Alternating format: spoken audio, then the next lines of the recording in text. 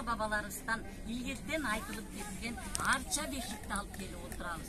4 муундан өткөн менин апам Айымкан Жаманкулова апанын 4 муундан бери сактап келе жаткан арча бешиги бүгүн небере жеен балабызга арнап жасап алып келдик.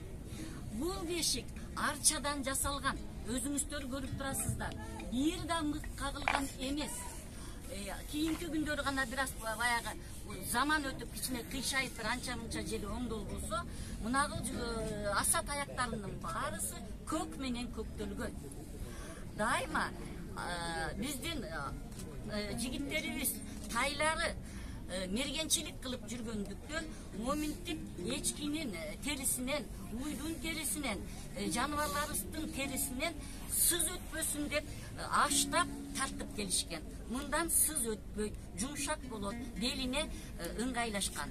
Ошону менен бирге мынагыл жерде мен өрмөк согуп жүрген биздин апаларыбыз. Мына ушул өрмөктөн ийрип жиптен мондай олпогун жасаганбыз. Кийиз биздин кыргыздын өзүбүздүн жасап жүргөн жумшак мындан да бир олпок жасадык. Андан барып туруп аталарыбыздын алып келген жумшак кездемесинен жүндөн үстүнкү олпогун жасадык. Тазалык бул биздин салтыбыз, үстүнө ак каптап. Жаздыктарын биз умай энелерибиздин, өзүбүздүн апаларыбыздын туш кийиздеринен атайын жасадык. Бул туш кийизде эмнелер жасалган? Кыргыздын суулары, тоолору, кызгалдак гүлдөрү. Муну койгон себебим кызыбыз сайманы сайган уздан болсун дегеним. Балабызды кызыбыздын атын Периштем коюшуптур. Биринчи жолу бизге сүйүнчүлөп келгендиктен биз бүгүн тай жетелеп, тай куржунубузду ала келдик. Жилигинди алып келдик. Азыр бул бешикти бөлөрдүн астында күлтүгүн салдык, күлтүгүн териден жасаганбыз. Мунун баардыгын сиздерге белгилүү, күлтүгүнө күл салдык, таза болсун деп. Бешиктин пайдалуусу, мунун эмнеси пайдалуу? Бешик баланын сөөгүн түз кармайт, буту түз болот. Жаңы төрөп келген эненин ден соолугуна да жакшы болот.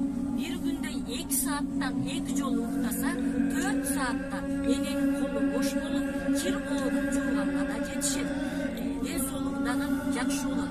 Көчмөн калк болгондуктан бул бешик өзүңүздөр көрүп турасыздар. Архитектурасы да бир өзгөчө ата бабаларыбыз жасаган. Сууга салса чөкпөгөн. Айтматовдун бул эне деген киносунан да көргөнбүз. Сууга кетсе да ары ооп кетпейт, бери ооп кетпейт. Ортодо бул кандайдыр бир коопсуздукту сактаган бешик. Шмек, бул кыздын шмеги сөөктөн жасалды, көрүп турасыздар. Бул артынан эркек уулап келсин деп, эркектин шмегин кошо ала келдик. Камчы алып келген себебим артынан эркек уулап көрөлсүн дегеним. Кызыбызга 9 чүкөсүн ала келдик. Казанга түшүрүп, арты майлуу сүттүү болсун. 9 чүкөсүн казынага түшүрүп алалык кудагый. Оңбу. Мынакей майлуу сүттүү болуп, малдуу жандуу болот экен. 9 эмес чүкөсүн түшүрдүк. Атайын териден мындай капчыгын жасап келдик. Мунусун дайыма мунагы бешиктин могул четине байлап коебуз. Чоң апасы байлап коебуз. Көз мончогун ала келдик. Ошону менен бирге тайкелери, жеңелери, туткасы дайыма туткасы өчпөсүн, оту өчпөсүн деп кызыбызга туткучтарын жасай келдик колубузда. Саймачы болсун деп могу ата тайнелеринин, умай энелеринин жолун жолдоп, кызылга жакын эмеспи? Шулларын жалтыратып, кайчысын кошо жасай келдик. Ушуга кызыгып бир улуу уз чыгат деп ойлойбуз. Жакасын мына могул жерине тиркеп коелук. Ошону менен бирге бизде эмне ыйык, Куран ыйык, түндө, түшүндө чочуласын, ыйык болсун деп кичинекей Куранды салып, жастыгынын түбүнө коюп жүргүлө. Бунда болсо уйкусу тынчалат деген ойлойбуз. Emese, bunu olsa atayın жасадық. Biraz çoğuyğundan кейін oyun çıkıp değişik olsun. İçine giyinin terbiye görgün. Emese, hazır buna burcunu tapşırıp koyayım. Bu kışlık jurtkanları, bu çepçiliği, bunusu öpkö kap, kışında üşüyorsunlar. Bular beşiklikte. Burcunu var sizge tapşırdım. Taygurcun bir koy ustu soyup geldik, bir tayda ençilep geldik. Borsa ustu, oğuz değilsin kudalar mınağıl жерде.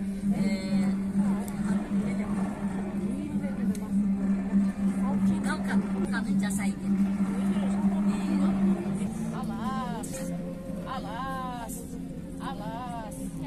arbalede, alas. Beşikli, ilk olsun. Ailem olsun. Sabahlar uzun, ölsün cayır olsun. Ailesi alır, bir işi Aytlarımızlar gelsin. Bundan oğru köp degendikten biz bu çakbala ustala geldik. Balamın isim koyayım. Çoğun apasını eski çoğun apalarının kışın degen çurkanlarından jasadık. Oçulardın yaşın yaşap, köp yaşasın degenden balamızды ongo solga dep bismillah dep beşikке jatkızabız. Ömür uzun bolsun. Bul beşikten içi tolo emne olot, içi tolo bata olot. Bardык жакшылыкты мына ушул балага каалайбыз. Мына Şimege koyup, mınандай kичинекей шейшеп emeleri var. Bulardın bardыгы taza kalmaydı. Kıpçıkışları. Dep, munusundan birinci, bunun otorosun oroyusu. Apalar karap durmuşlar. Oturuyuz. Bu yerde joluğunu salıp alabız. Joluğudagı apalarının katıp жүргөн жолуктарын салдык. Ошолондой көп жашасын, өмүрү узун болсун деп. Ар бир орогон сайын балага тилек тилейт. Ак жалгасын, мына деп балам уктап да кетти бул жерде. Мынандай кылып чарчы ороосуна оң жактан ороюбуз. Мынагыл кичинекей териден жасалган бул эмнеге деп турган деп айтып кетсем, ар бир бала бешикке бөлөгөндө койдун майын салып коюшкан. Буну ичи ооруганда, азыркы боюнча айтканда антибиотик да деп коюшат. Ичи ооруганда же болбосо шимегин дайыма койдун майы менен майлап, бешик менен көчмөн калып болгондуктан мынагыл жерде чогуу жүргөн. Коопсуздуктар болгондо тарта койгондо чечилип кете турган кылып байлаш керек. Мынагыл жерден мунун үстүнө дагы бир журканын жаап коебуз. Бешик салкында болот. Бардыгы пакта маталардан жасалат.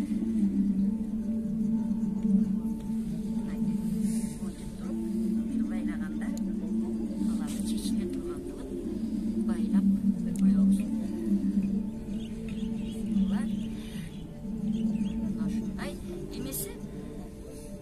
Bala beşikке жатпаган бала, же болбосо бешигирин укпаган бала жетим балага кете болот. Бешигирин тарбия, бешигирин мугалим, бешигирин менен биз чоңойгонбуз. Сизге эмесе, мына чоң апасына бердим, чоң апасы